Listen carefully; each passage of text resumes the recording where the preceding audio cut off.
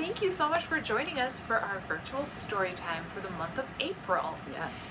Today, the theme that we chose is things that grow, which is a very broad theme. But perfect for this time of year. Yes. Because it's spring, we think, and things are starting to come up out of the ground. The daffodils are coming up. The leaves are going to start coming back on the trees. The robins are out chirping and stuff. So it's perfect, I think, for April. So I'm super excited for spring. So that's what our theme is. We're going to read a couple books about things that grow. We're going to read Muncha Muncha. Yep, about some naughty little rabbits that really like vegetables. Carrots, of course. We're also going to read a book which turns out to be extremely long, so maybe if you have a lot of time on your hands. But very interesting. It is very interesting. Very interesting, and it's true. It's based on a true, or it's not based on, it is a true story. Yes, it's the true story of a woman who is a Nobel Peace Prize winner for planting many, many trees in her home country of Kenya. And I just thought of another reason that this is a good theme for this month, because Earth Day is coming up in April too. Right. I think I forget exactly when it is, but that's another tie-in. So see, we're really good with our theme. I think it's going to work out. Sorry, Gelato was just doing a happy dance before nailing it. Okay. Cheesecake doesn't do much, guys. He just is just here for the vibes. He's here, and he's really soft. So that's nice. Should we get started with our song? Yes. Okay. All right. And you can join us, obviously, if you are interested in boys and girls in TV land. It goes like this. If you're ready for a story, clap your hands. If you're ready for a story, clap your hands.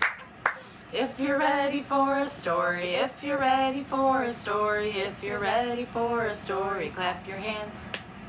If you're ready for a story, stomp your feet. If you're ready for a story, stomp your feet. If you're ready for a story, if you're ready for a story, if you're ready for a story, stomp your feet. If you're ready for a story, nod your head. Yes, please. If you're ready for a story, nod your head. Yes, please. If you're ready for a story, if you're ready for a story, if you're ready for a story, nod your head. Yes, please. Yes. All right, it looks like we're ready. Are you ready? We're ready. Is Gelato ready? Yes. Cheesecake ready for anything? Yes. Here we go. We are going to teach you a little rhyme.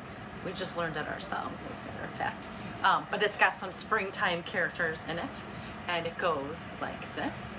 Are you ready? Yes. Okay, we're going to say, here is a nest for a robin. See my little robin? And then, here is a hive for, open the hive, for a bee. Sorry. For a bee. Can you tell that's a bee? Okay. Here is a hole for a chipmunk. And here is a house for me. And if you don't have a chipmunk or a robin or a bee made out of felt, we can just teach you the regular motions too. Fair. I just really wanted to show you my puppets. So it goes like this. Here is a nest for a robin. Here is a hive for a bee. Here is a hole for a chipmunk. And here is a house for me. Very good. All right, we know it. This is Miss Debbie, and I am going to read you a story called Muncha, Muncha, Muncha by Candace Fleming, and the illustrations, the pictures, are by G. Brian Karras. Muncha, Muncha, Muncha. It says, for years, Mr. McGreely dreamed of planting a garden. He dreamed of getting his hands dirty, of growing yummy vegetables, and of gobbling them all up. But he never once tried it until... This spring, said Mr. McGreely. This spring, by golly, I'm going to plant a garden. So he hoed, and he sowed, and he watched his garden grow. Lettuce, carrots, peas, tomatoes. Yum, yum, yummy, said Mr. McGreely. I'll soon fill my tummy with crisp, fresh veggies. But one night, when the sun went down and the moon came up, 3 hungry bunnies appeared. Tippy, tippy, tippy, pat. Muncha, muncha, muncha. The next morning, when Mr. McGreely saw his gnawed sprouts, he was angry. So he built a small wire fence all around his vegetable garden. There, he declared, no bunny can get into my garden now. Do you see who's peeking over the wall? And the sun went down, and the moon came up, and tippy, tippy, tippy, pat, spring, hurdle, dash, dash, dash, muncha, muncha, muncha. The next morning, when Mr. McGreely saw his nibbled leaves and gnawed sprouts, he was really angry. So he built a tall wooden wall behind the small wire fence all around his vegetable garden. Humph, he huffed. Those flop ears will never get over it. No bunny can get into my garden now. Can you see the bunnies? Do you see where they're peeking from? And the sun went down, and the moon came up, and tippy, tippy, tippy, pat, dig, scrabble, scratch, scratch, scratch, spring, hurdle, dash, dash, dash, muncha, muncha, muncha. The next morning, when Mr. McGreely saw his chewed stems, his nibbled leaves, and his gnawed sprouts, he was really, really angry. So he made a deep, wet trench outside the tall wooden wall, behind the small wire fence, all around his vegetable garden. Ha! He snorted. Those pufftails can't get under it. They can't get over it.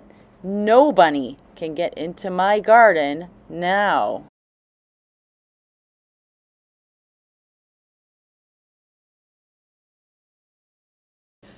And the sun went down, and the moon came up, and tippy, tippy, tippy, pat, dive, paddle, splash, splash, splash, dig, scrabble, scratch, scratch, scratch, spring, hurdle, dash, dash, dash, muncha, muncha, muncha.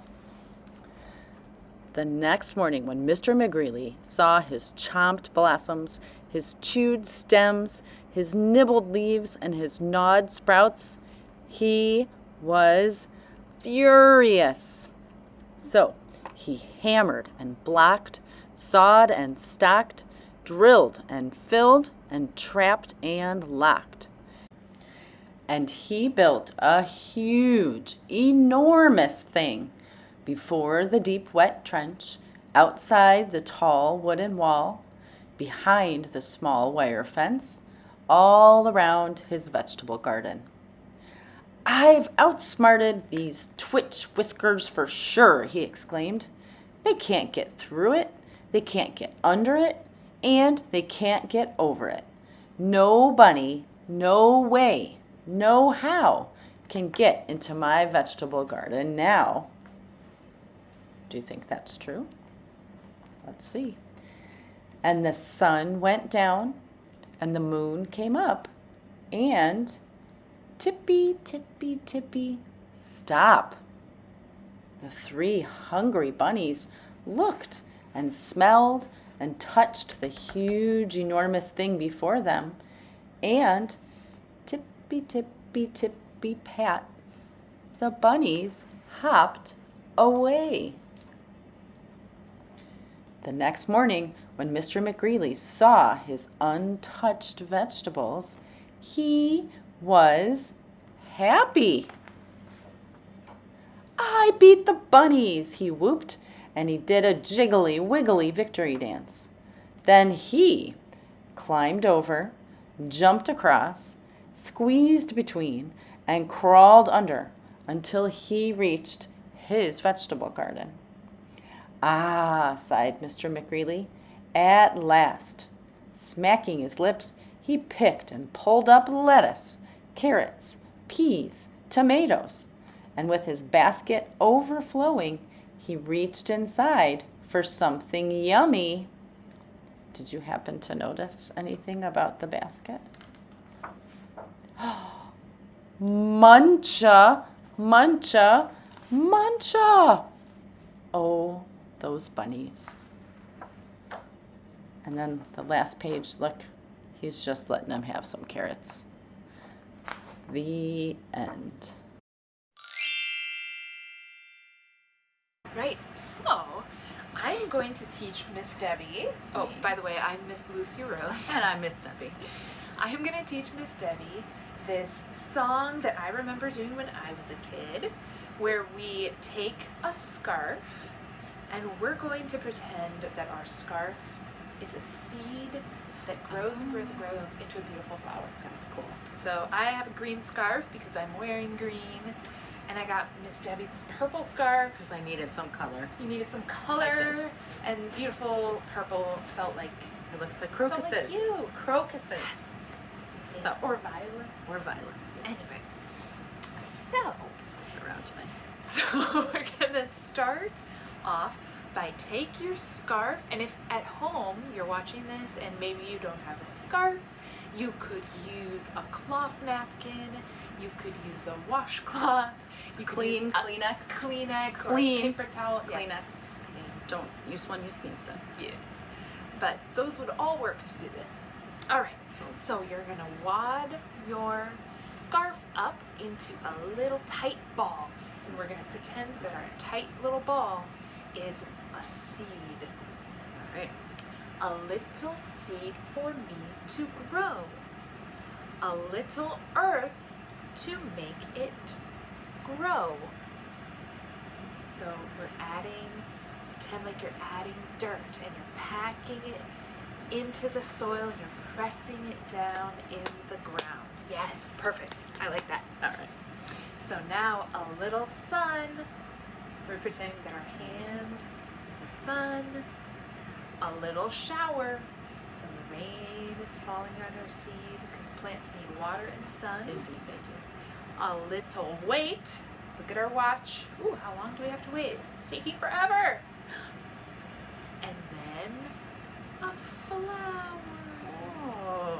Oh, A snake Miss flower. Debbie, your flower. It's a snake. It's a snake flower. Well, you get the idea. You get the idea. Okay, we'll do it one more time. Maybe you want to practice a little We'll bit. do it one more time. Hey, you got to start somewhere. You know what? I liked that I was surprised. Here, let me see if I can do it again. Ready? All right. A little seed for me to grow. A little earth to make it grow. A little sun. A little shower. A little wait. And then a flower. Better. Yeah, a little purple bud. Yay. Yay. We did it. Well done. Nice work. Good job, everybody.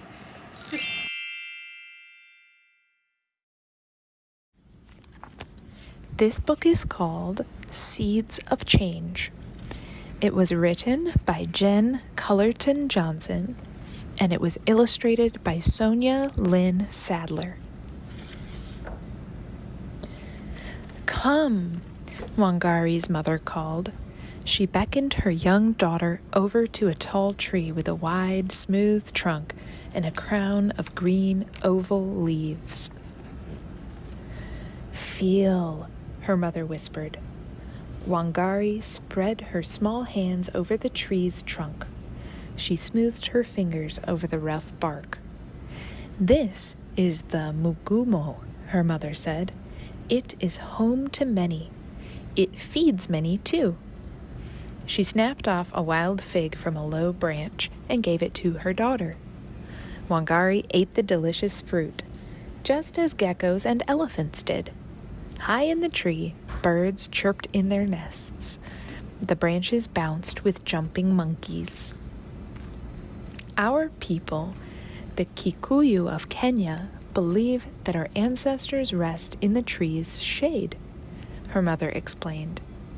Wangari wrapped her arms around the trunk as if hugging her great-grandmother's spirit. She promised never to cut down the tree. Each year, the mugumo grew, and so did Wangari. As the oldest girl in her family, she had many chores. Every day she fetched water, clear and sweet, from the river. In the rainy season, she planted sweet potatoes, millet, and beans. When the sun shone brightly in the dry season, she shooed the chickens into the shade. Sometimes, when her brother Nderitu returned from school, he and Wangari played amongst the arrowroot plants by the stream, where thousands of eggs hatched into tadpoles, and tadpoles turned into frogs. During these times, Nderitu told Wangari what he had learned in his classes. Plants give air for people to breathe, he said. 20 divided by 2 is 10. There are 7 seas to sail.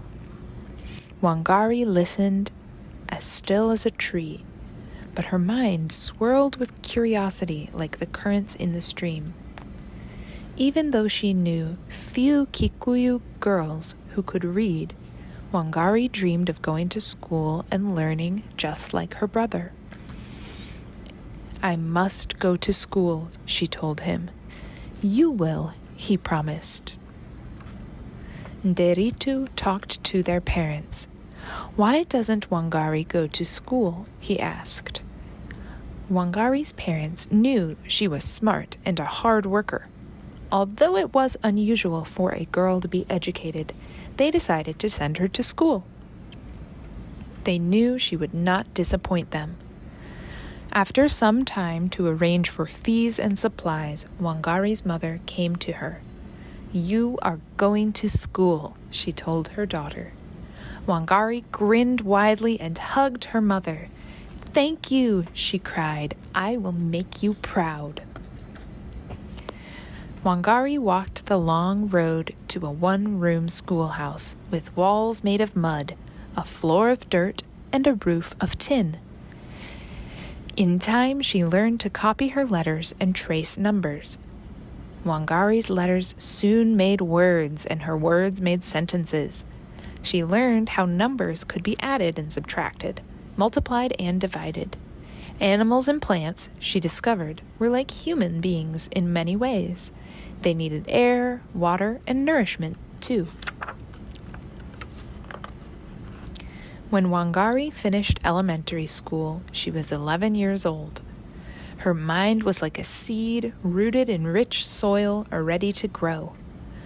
Wangari wanted to continue her education and moved to the capital city of Nairobi. Wangari had never been farther than her valley's ridge. She was scared. Go, her mother said. She picked up a handful of earth and placed it gently in her daughter's hand. Where you go, we go. Wangari was sad to leave, but she knew what her mother said was true. Wherever Wangari went, so went her family, her village, and her Kikuyu ways. She kissed her family and said goodbye to the mugumo tree, remembering her promise always to protect it. Wangari's new life in the city amazed her. Skyscrapers towered above her head, not trees. People rushed through the streets like river water over stones. At school, she lived with other girls like her, all trying to weave their village customs with new city ones. At night when the girls slept, Wangari dreamed of home and the sweet figs of the mugumo tree. Her dreams reminded her to honor her Kikuyu tradition of respecting all living things. Wangari was an excellent student, and science became her favorite subject. Air, she learned, was made from 2 molecules of oxygen bonded together. Bodies were made up of cells. Leaves changed color because of photosynthesis. As graduation neared, Wangari told her friends she wanted to become a biologist. Not many Native women become scientists, they told her. I will, she said. Wangari would have to travel halfway across the world to the United States to study biology. She had never left Kenya and had little money. But with her teacher's help, she won a scholarship to a college in Kansas. America was very different from Kenya. In college, many of Wangari's science professors were women. From them, she learned that a woman could do anything she wanted to do, even if it hadn't been done before. While Wangari discovered how molecules move under a microscope lens and how cells divide into petri dishes, she also found her strength as a woman scientist. After she graduated from college, Wangari traveled to Pennsylvania to continue her studies. Letters from home told Wangari about changes in Kenya. The people had elected a Kikuyu president, Jomo Kenyatta. Proud of her country and proud to be Kikuyu, Wangari decided to return home to Kenya to help her people. America had changed Wangari. She had discovered a spirit of possibility and freedom that she wanted to share with Kenyan women. She accepted a teaching job at the University of Nairobi. Not many women were professors then, and even fewer taught science. Wangari led the way for other women and girls. She worked for equal rights so that female scientists would be treated with the same respect as male scientists. Wangari watched sadly as her government sold more and more land to big foreign companies that cut down forests for timber and to clear land for coffee plantations. Native trees such as cedar and acacia vanished. Without trees, birds had no place to rest. Monkeys lost their swings. Tired mothers walked for miles to get firewood. When Wangari visited her village, she saw that the Kikuyu custom of not chopping down the mugumo trees had been lost. No longer held in place by tree roots, the soil streamed into the rivers. The water that had been used to grow maize, bananas, and sweet potatoes turned to mud and dried up. Many families went hungry. Wangari could not bear to think of the land being destroyed. Now married and the mother of 3 children, she worried about what would happen to all the mothers and children who depended on the land. We must do something, Wangari said. Wangari had an idea as small as a seed but as tall as a tree that reaches for the sky. Harabi, let's work together, she said to her countrywomen, mothers like her. Wangari dug deep into the soil, a seedling by her side. We must plant trees. Many women listened. Many planted seedlings. Some men laughed and sneered. Planting trees was women's work, they said. Others complained that Wangari was too outspoken, with too many opinions and too much education for a woman. Wangari refused to listen to those who criticized her. Instead, she told them, those trees you are cutting down today were not planted by you, but by those who came before. You must plant trees that will benefit the community to come. Like a seedling with sun, good soil, and abundant rain, the roots of our future will bury themselves in the ground, and a canopy of hope will reach the sky. Wangari traveled to villages, towns, and cities with saplings and seeds, shovels and hoes. At each place she went, women planted rows of trees that looked like green belts across the land. Because of this, they started calling themselves the Green Belt Movement. We might not change the big world, but we can change the landscape of the forest, she said. 1 tree turned to 10, 10 to 100, 100 to 1 million, all the way up to 30 million planted trees. Kenya grew green again. Birds nested in new trees. Monkeys swung on branches. Rivers filled with clean water. Wild figs grew heavy in mugumo branches. Mothers fed their children maize, bananas, and sweet potatoes until they could eat no more.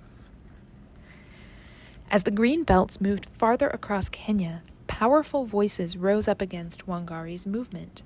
Foreign business people, greedy for more land for their coffee plantations and trees for timber, asked, "Who is this woman who can change so many lives with a sapling?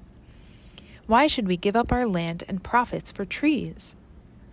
They made a plan to stop Wangari. One day, while she was out planting a tree, some wealthy businessmen paid corrupt police officers to arrest Wangari. In her jail cell, Wangari prayed, and like a sturdy tree against a mighty wind, her faith kept her strong. Instead of giving up, she made friends with the other women prisoners. They told her their stories. She taught them about her seeds and saplings. Together, they helped one another. Wangari knew many people in Kenya and other countries. They banded together to fight for her release. Before she was freed, Wangari promised to help fight for the rights of other women prisoners too. Wangari realized that the people who had put her in jail didn't like the changes in the land or in the women.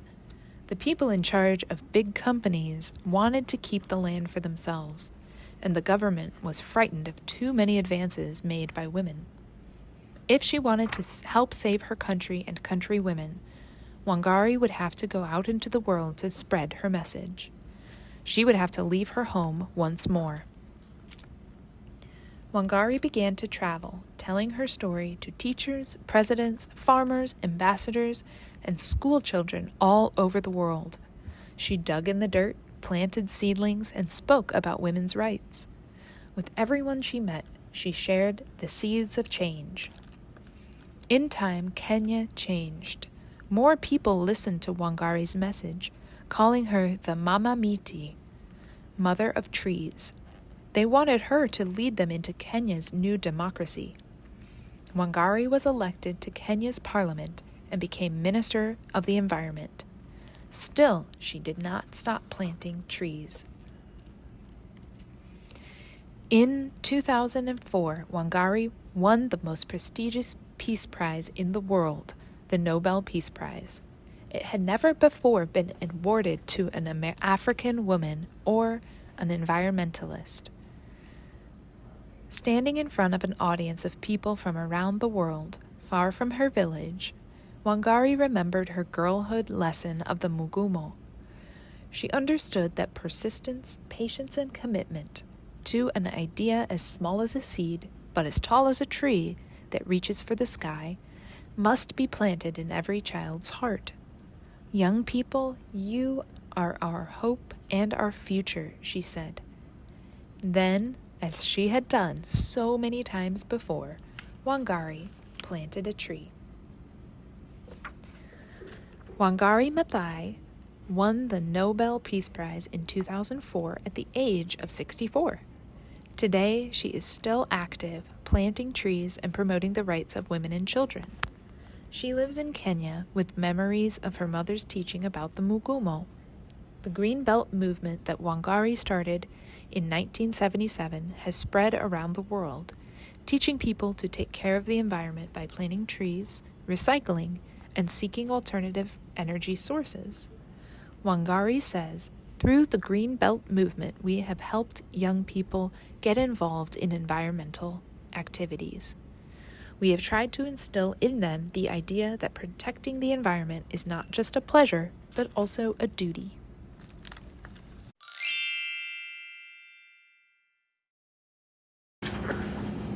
Hello! Okay, so today our theme for virtual Storytime is growing, and we're talking about plants that are growing, people that are growing, and our craft is a flower because flowers grow.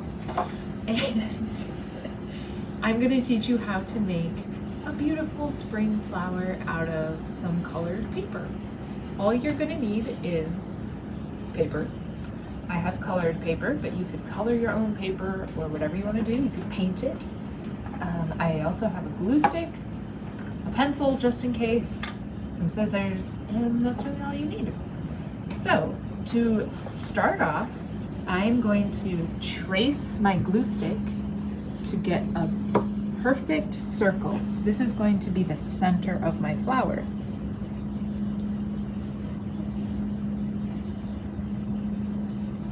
Ta-da! And now I'm going to cut out the center of my flower.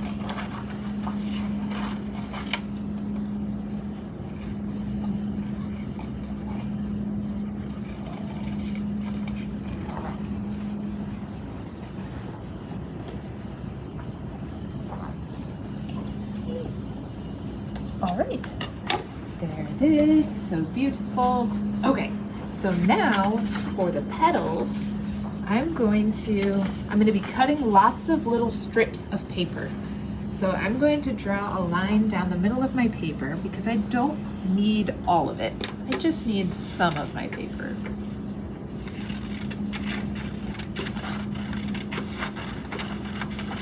All right, don't need this, I'll put it to the side. And now I'm just going to cut out several strips of paper like this. If you need to make guidelines for yourself to cut along, you could do that. Or you could just eyeball it. I personally am a fan of eyeballing things, but some people like some guidelines. Right. I'm going to cut a bunch of strips of paper for my petals. All right, I'll start with this many, and then if I need more later, I'll cut more. So now you take your strip of paper and you make a loop like that, and we're gonna glue the loop together. If I can get my glue open.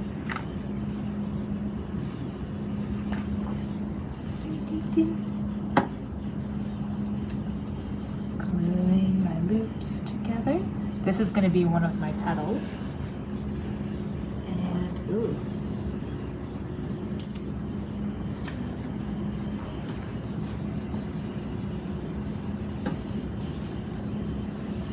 So I'm just going to make all of my little petals.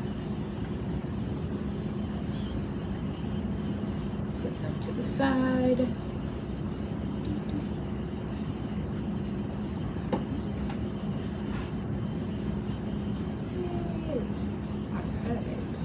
Okay, so you kind of get the idea.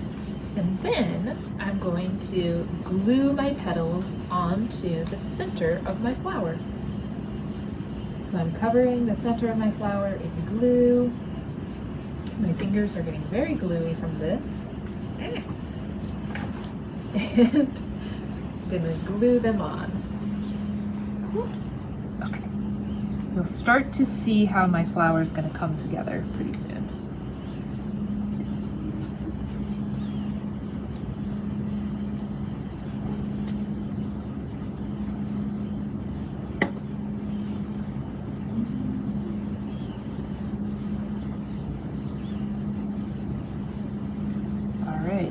You starting to get the idea here? I think I'm going to add 4 more petals to make it really look like a flower. It's looking a little sparse right now.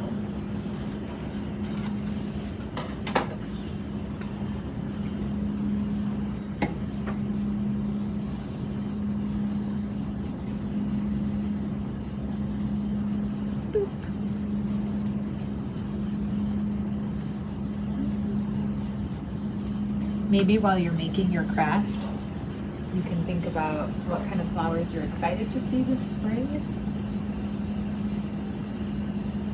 I personally really always enjoy when lilac comes into bloom because lilac smells so good. Lilac are those little purple flowers. What is your favorite flower? Right, and then one last petal. Ooh. Maybe I need to add a little bit more glue to my flower center.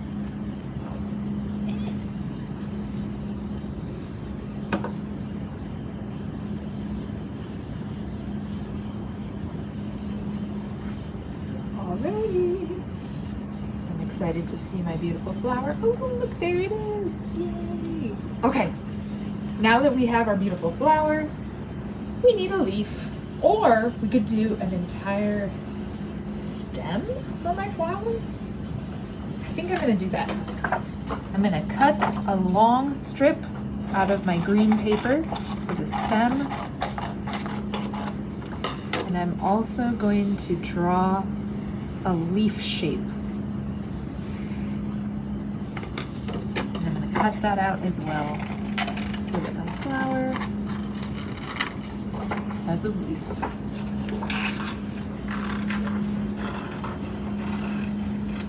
Right. Glue this guy on to my stem.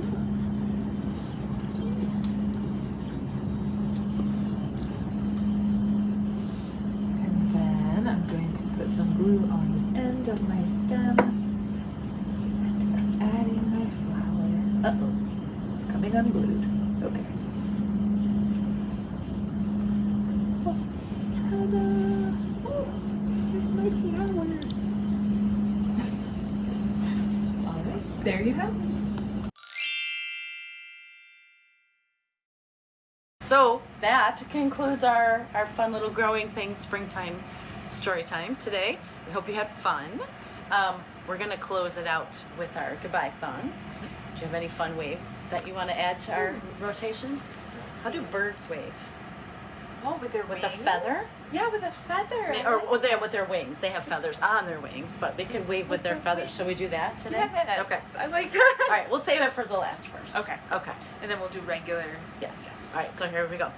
Goodbye, friends. Goodbye, friends. Goodbye, friends. It's time to say goodbye.